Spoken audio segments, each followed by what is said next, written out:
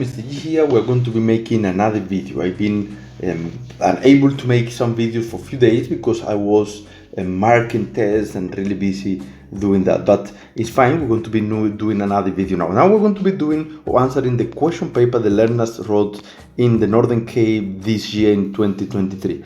So we're going to start doing, as usual, we're going to divide the question paper in parts. So we're going to answer one or two questions first, and then later on the other questions in another video. So we're going to start with question 1, and this is always a multiple choice. The first question says, which one of the following physical quantities is a measure of the inertia of an object? And that one is mass. That one is just a definition that you have to learn. The measure of inertia is going to be mass. So that one is short. Question 1.2. Two hypothetical planets X and Y have the same mass. The diameter of planet Y is twice that of planet X.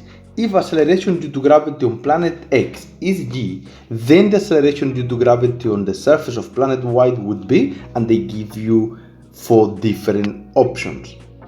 So, what to do here? First of all, you need to know that acceleration due to gravity can be calculated using this formula, okay? Where E is equal to the gravitational constant multiplied by the mass of the planet divided by the radius of the planet, okay? So that is a way of calculating the gravitational acceleration. And this one is for X, for instance. This is mass X. Now, they're telling you that for the other planet, for planet Y, the acceleration due to gravity of Y will be equal to constant multiplied by mass Y, which is the same as X, divided by the radius of the planet Y square. But the radius of the planet Y square is going to be 2 times the radius of the planet X. That is important. And when you solve this one, guys, it's quite simple. It's not that bad. When you solve this one, is equal to g mass of planet Y divided by, when you solve this one, is not 2r square, is 2 times the r square, everything. So it's 4r square. And when you solve this one, obvious, then you get that is equal to 1/4 of g mx, which is the same, divided by r square. This one is then answer B. Is 1/4 of the acceleration due to gravity of X. You can see that one here. The thing is, in this case here, of the radius being double. They say the diameter is double, therefore the radius is also double. Question 1.3. Which one of the following statements is always true for inelastic collision in an isolated system? Now you need to know that if the collision is inelastic, then only momentum is conserved. And then you have to look for that one. Let's say both momentum and kinetic energy is conserved, is wrong. Both momentum and kinetic energy are not conserved is also wrong, because one of them is conserved. Momentum is conserved, but kinetic energy no. See, that is correct. This said kinetic energy is conserved, but not momentum is also wrong. So the correct answer is C. Okay, let's go to the next one. 1.4. Which one of the graph below correctly represent the relationship between kinetic energy K of a free fall object and its speed? Now you need to know, as the object fall from certain height, when the object moves down, what is going to happen? Okay, the speed of the object, or the velocity of the object, is going to increase. In this case, they're talking about speed increase. And if the speed increase, the kinetic energy also increase.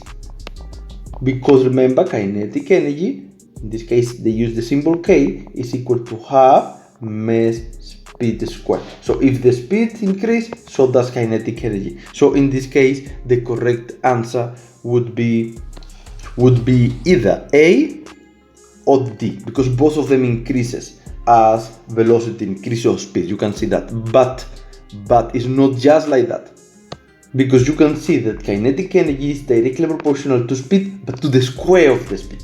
Therefore, the correct answer in this case would be D. So the correct answer is D, because it's not a linear function here, it's square one, which is D. So that is the correct answer for this. It's not so bad so far. A ball is released from a height above a floor. The ball falls vertically and bounces off the floor a number of times. Ignore the effect of friction and assume that the collision of the ball with the floor is elastic. The collision is elastic. Take the point of release of the ball as the reference point and downwards direction as positive. Downward is positive. And the object was released, so it's actually starting to move downward. Which one of the following is correctly represent the position time graph for the motion of the object? Now, position time graph, guys, position time graph in this case is either C, either, I'm not deciding which one is the correct one, I'm closing up. That's two. This one is for, or it would be for velocity or speed, the first ones. It cannot be for position, at least not for this motion. So it's either C or D. Okay, now which one is the correct one?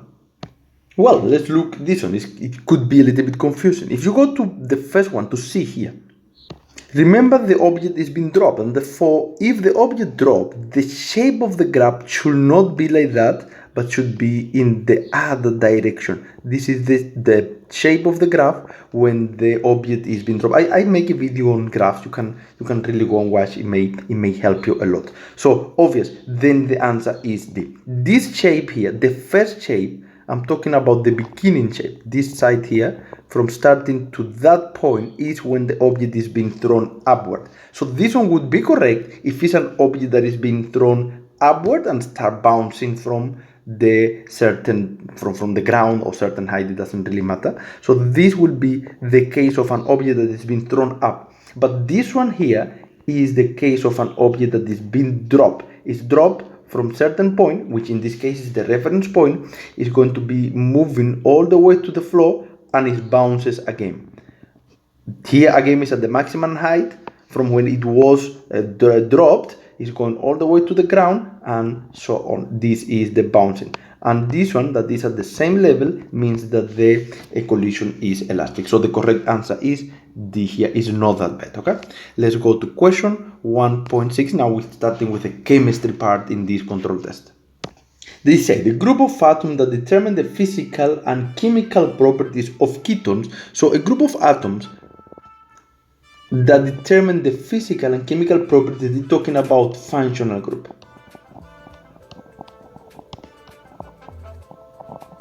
That is the question here. What is the functional group of ketone? In other words, if we translate that question, and obvious, that is carbonyl. Nothing to say, it's quite simple here. Okay, 1.7. A certain compound has the molecular formula, and they giving you the molecular formula of this compound. To which one of the following homology series does it correspond below? Now, be careful here. It has only one oxygen, and therefore we have only three options here. It's alcohol, it could be aldehyde, or it could be ketone. So either of them, aldehyde, alcohol, or ketone. It cannot be an ester because an ester must have two oxygen. Okay? So now they say which one of the following homology series does this compound belong to? It cannot be an ester. It cannot be a carboxylic acid. So it can be only either B or C. Now, to do this one, the best way is to find out the general formula. The general formula for alcohol. Let's start with alcohol here. Okay, and let's look for the general formula for alcohol, which in this case will be CN. You have to learn the general formulas. H2N plus OH. That is the alcohol. So if we have 5 carbons, then H will be 2 times 5 is 10 plus OH. So if you can see here, plus OH, that means that in general it will actually have 11 hydrogen, because you can see here that is plus OH. So is one hydrogen plus another one, so in actual fact will be C5H11O. Okay, so that is for the alcohol. Therefore this one is not an alcohol. it will be a ketone, but let's look for the general formula of a ketone just for control.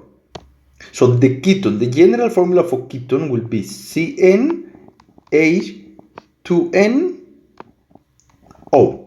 So if we substitute here, we have C is 5 going to be, H is 2 times 5 is 10, and O, and therefore you can see that one correspond to this one here. This one is for alcohols,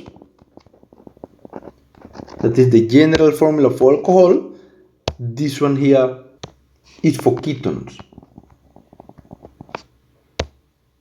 So this is how I would do it to find out what it is, okay? And therefore it is a ketone. So the answer is B. You can see it corresponds with the general formula. 1.8. Which one of the following compound will decolorize bromine water the fastest at room temperature? And you have 4 options, obvious. Now, I wanted to note something. This one could be a little bit tricky, but not necessarily. Okay, so here you can see that compounds A, B, and D are saturated compounds. So they have single bonds. So if they react with bromine water, now bromine water, we're referring to Br2 with an halogen. So if they would react with bromine water, which it does not really matter if we did the type of reaction or not, all of them will have to be substitution reaction. So will mean some places are changed. But if you go to C, which is an unsaturated compound, and you react with Br2, what is going to happen is that the all Br here will go away, will be taken to be adding to this compound there. So this one will decolorize the fastest at room temperature. That is question 1.8. The correct answer is C. Question 1.9. Which one of the following pairs of compounds are functional isomer? And remember guys, I spoke about this one in previous videos. So we have 2 combinations guys, which are esters and carboxylic acid,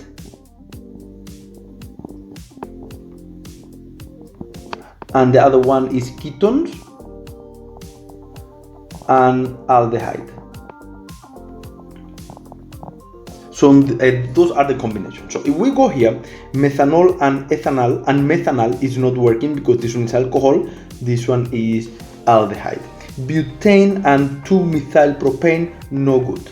Propan 1-ol and propan 2-ol, no good. Propanoic acid and methyl ethanoate, this one will be the one. It is an ester and it is a carboxylic acid. Carboxylic acid with prop mean 3, so it's a carboxylic acid with 3 carbon, and here we have meth for 1 and S for 2 is also 3. So this one have 3 carbons, this one have 3 carbons. So the correct answer is D. Quite simple. Question 1.10.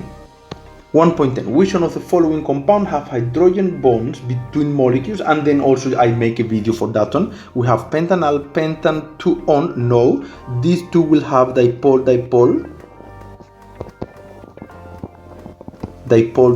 as well as pentan 2-on. Aldehydes and ketone have dipole.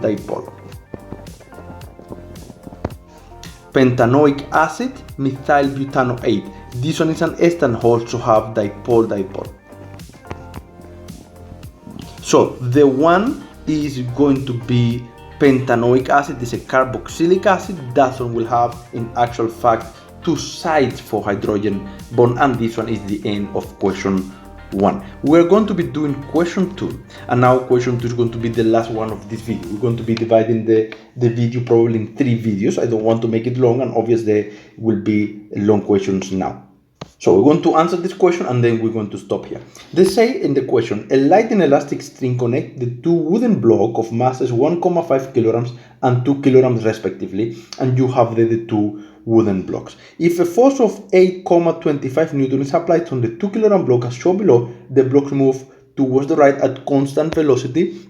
And this one is a very important concept here. Constant velocity on the rough surface. Rough surface is also important because it means that there is friction. But if there is constant velocity, it means we're going to start with Newton's first law as it asks you here to state. And remember Newton's first law, the starting point or the formula for Newton's first law is F net equal to 0. That would be the starting point for any calculation in this question, at least the situation change. This one here is Newton's first law, and I want you to go there and see something, because I noticed a lot of problems as I was marking this test, guys, with some important things that I must explain to you. Alright, so let's go to this definition and have a quick analysis. A body will remain in state of rest. Now, important, it's not always going to be just at rest, or moving with constant velocity. That is the one. Rest or moving with constant velocity. I was marking this question yesterday, and the learners, or many learners, forgot to write constant velocity. Guys, you cannot forget constant velocity unless a non-zero resultant force act on it. You cannot forget constant velocity. Now, some learners did write, in my case, they did write uniform motion. Now, uniform motion doesn't mean that it's going to be constant velocity. It must be uniform motion in straight line. Because there are different types of uniform motion. There is such a thing as a motion called uniform circular motion or circular uniform motion that we don't do here. So when you say uniform motion, you are not referring just to the straight line. So therefore you have to set uniform motion in a straight line. That is an important detail here. But the correct way is to say rest or moving at constant velocity, because constant velocity, the term constant velocity means same speed and same direction. So that would be the correct way, and be careful. Many learners make mistake with such a simple thing. Draw a free body diagram for the 2 kilogram block, and that's easy enough. They want a free body diagram for marks. So what we're going to do is to just represent the forces that are given there. So this is the object, and you have an applied force here. You can write either applied force, or you can write 8,25 Newton as usual. It's up to you. You have weight all the way down. This is a weight. You have the normal up. Normal, I draw it a little bit smaller, because remember the weight must be equal to the addition of normal plus the applied force in the y-axis. You have a friction and you have tension. That is the other problem I found as I was marking yesterday. Let's do this one along the same line to be actually more correct. There is friction, and on the same line there will be tension, but I don't want you to miss that there is two forces there. There are two forces. There is friction. Let's do maybe write friction a little bit higher so you can see it. Is tension and is frictional force, and they're much better. You can see it now. So this is the free body diagram they want you to draw. Now remember, this is for marks, so that is the answer. But I would like to draw free body diagrams to solve the question. Now calculate the magnitude of the normal force acting on the 2 kilogram block. Normal for the 2 kilogram block question 2.3.1. Now to do this question, then I will draw the free body diagram again, but I will add the axis. I like to add the axis because it will give me a better idea. No for mark. This one is for me to understand. This one is a beautiful Y here. So what forces are there? There is the applied force now. Remember, this is a rough sketch now for me to understand better. There is a normal force here. It's the same one. It's the same one for now. There is going to be a change because I'm going to add, for this one, I'm going to add the components. Now here I have tension, and there is also friction. Tension and friction. It doesn't matter which one you draw, face or down. It doesn't really matter. But now this applied force, and is the point I want you to notice, is going to be projected to the x-axis, and here we have F A in x, which is x, and here we have projected there, we'll have F A in y-axis. That is important because now they're looking for normal, and the normal force know that is in the y-axis, so we have to work in the y-axis. Okay, so now how do we do that? Okay, the correct way is to start with Newton's first law. Why? Because we must start always with Newton's law. First law, because the object is not moving in the y-axis, and even though in the x-axis is also moving at constant velocity. So in the y-axis, what forces we have? We have normal, I'm going to say positive because it's up, plus the applied force in the y-axis minus weight equal to 0. Now, why minus weight? Because weight is pointing down, and I'm going to take up as positive. So I'm going to write it here, up, positive. Therefore, the normal force here is negative, as you can see. So if you rearrange this formula, you have the normal is equal to weight minus applied force in y. I done a video on question very similar to this one, guys. Okay, so normal will be equal to mg minus applied force in y will be equal to applied force multiplied by sine theta, because it's the opposite. This one here is theta, and then it's just the substitution, which we are going to do real fast.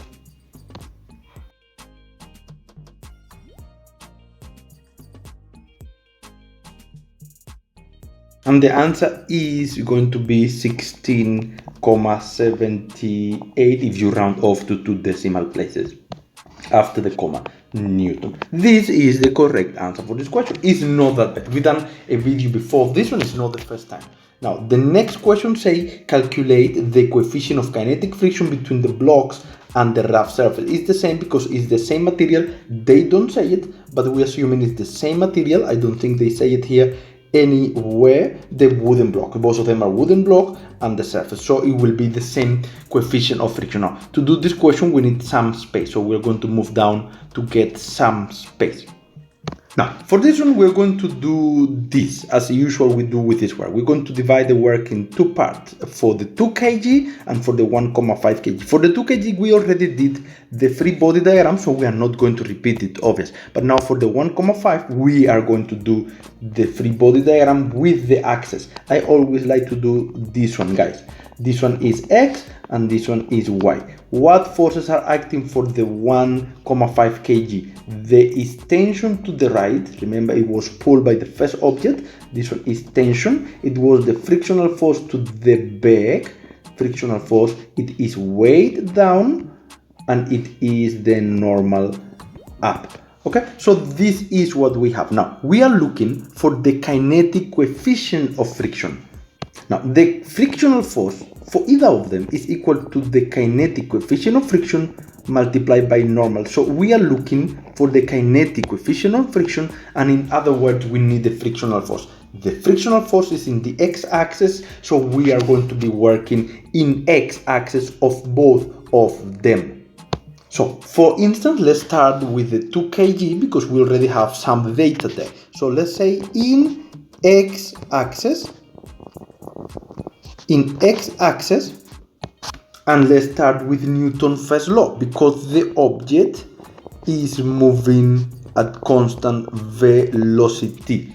Okay, so in x, now we're working in x, so we're coming back here to the x-axis. What forces do we have in x? We have the applied force in x minus frictional force minus tension is equal to 0. We are going to say that this direction there is going to be the positive direction. That is why it is the applied force in x positive and the frictional force and the tension negative. Okay, so now here we can carry on. Frictional force A in x is equal to applied force, or the applied force in x is equal to applied force multiplied by cosine theta minus friction. The formula for friction, guys, you can see the top, so it's going to be the kinetic coefficient of friction multiplied by normal, which we did indeed calculated, minus tension is equal to 0. We are going to start substituting what we have now here. I personally recommend you to substitute as soon as you get numbers and see what happens, because you get marked for substitution. So applied force is 8,25 cos 20 degree minus, you don't have kinetic coefficient of friction, but you do have the normal because you did calculate it before, and it was 16,78. Newton. Minus T, you don't have T, and this is equal to 0. Now, here you can go a little bit further on, okay? Because 8,25, cos 20, you can solve that one. And in this case, that one will be 7,75. So you have 7,75 minus kinetic coefficient of friction multiplied by 16,78. You cannot go further on, minus T equal to 0. We cannot further on, we cannot go further on. So we're going to stop here, and we're going to call this one here equation 1. So this one is going to be called equation 1. We cannot go on because we have too many unknowns. So we are going to do the same thing for the other block here.